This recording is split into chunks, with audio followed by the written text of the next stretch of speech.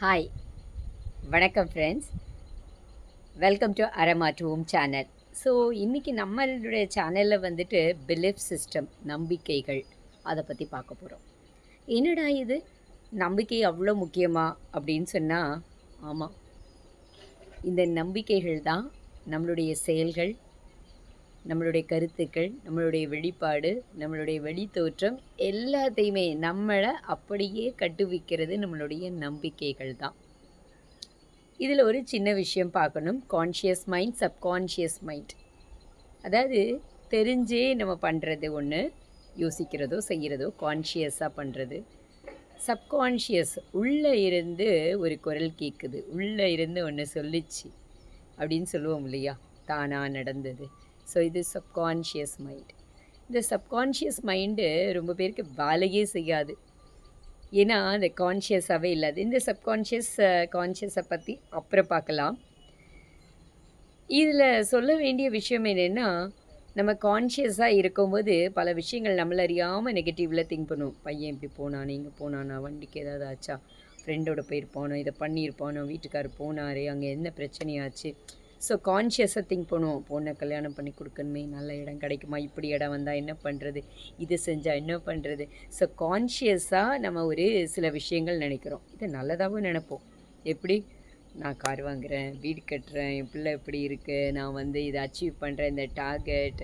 So இந்த target achieve பண்ணது எனக்கு வந்து இன்சென்டிவ், எனக்கு இப்படி ஆச்சு, என் பிள்ளை அப்படி படிக்கிறான், அப்படி ஸ்டேஜில் அவார்டு வாங்குகிறான், இங்கே வந்து நோட்டீஸ். ஸோ இதெல்லாம் பாசிட்டிவாக நம்ம கான்ஷியஸாக ஃபீட் பண்ணுறது.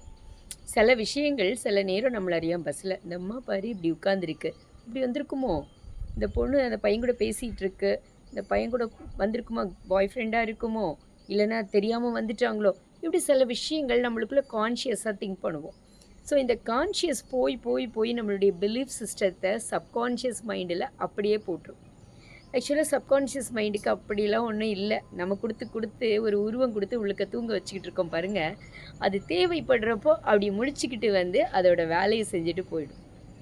சில நேரம் சொல்லுவோம்ல, என்ன நடந்ததுன்னே தெரியாது, அது பாட்டுக்கு நடந்தது, நான் பேசிட்டேன், நான் தெரியாமல் பேசிட்டேன், என்ன அறியாமல் வந்துருச்சு, இந்த வார்த்தைகள் நான் பேசுகிற ஆள் இல்லை, நான் இப்படி வந்துருச்சுன்னா நம்ம தெரியாமல் கான்ஷியஸாகவே உள்ளுக்குள்ளே அந்த வார்த்தைக்கு ஒரு உருவம் கொடுத்து அதெல்லாம் உள்ளுக்குள்ளே பேசி, நம்ம எப்படி நம்மளுக்கு மட்டும்தானேங்க தெரியும், நம்ம என்ன செய்வோம் நம்மளுக்கு மட்டும்தானே தெரியும்.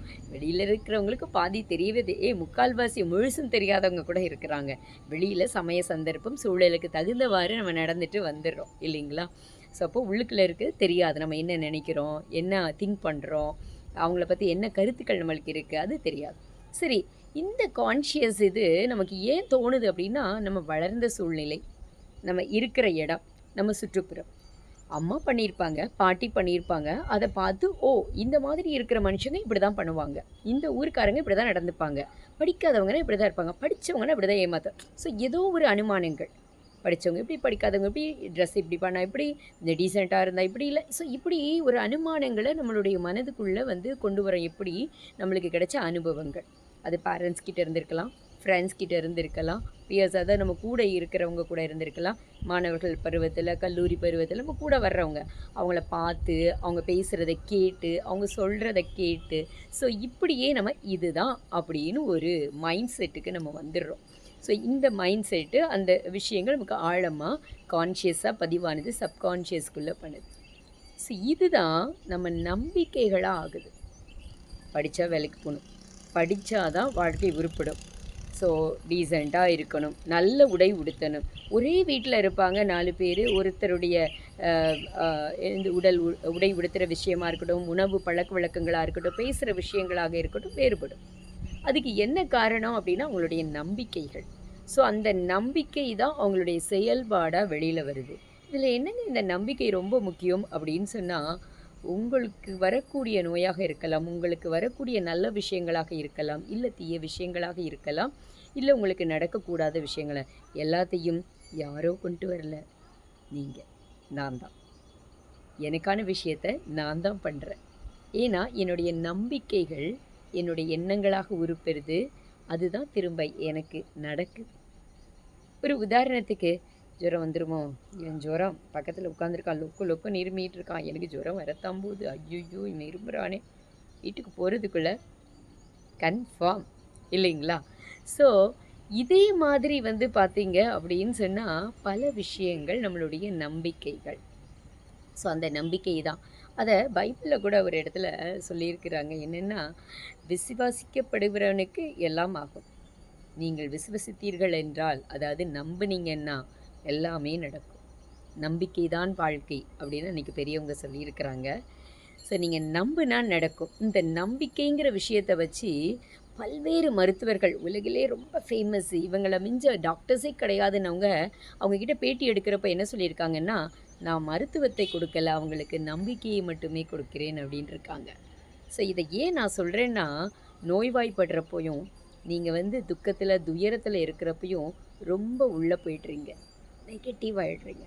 நம்புங்க. வாழ்க்கை புதிய வாழ்க்கை இருக்கு. பெரிய கேன்சர், லிவர் ப்ராப்ளம், பெரிய பெரிய விஷயங்கள எல்லாம் நம்பிக்கையிலே க்யூர் பண்ணியிருக்காங்க. நீங்க சொல்லுவீங்க, "எங்க டாக்டர் ராசியான டாக்டர்." அந்த டாக்டர்ட்ட போனா தான் கேட்குது. அதெல்லாம் இல்லங்க. உங்க நம்பிக்கை தான். நீங்க நம்புறீங்கல்ல, ஸ்ட்ராங்கா நம்புறீங்கல்ல, அங்க போனா நடக்குதுன்னு, அதுதான்.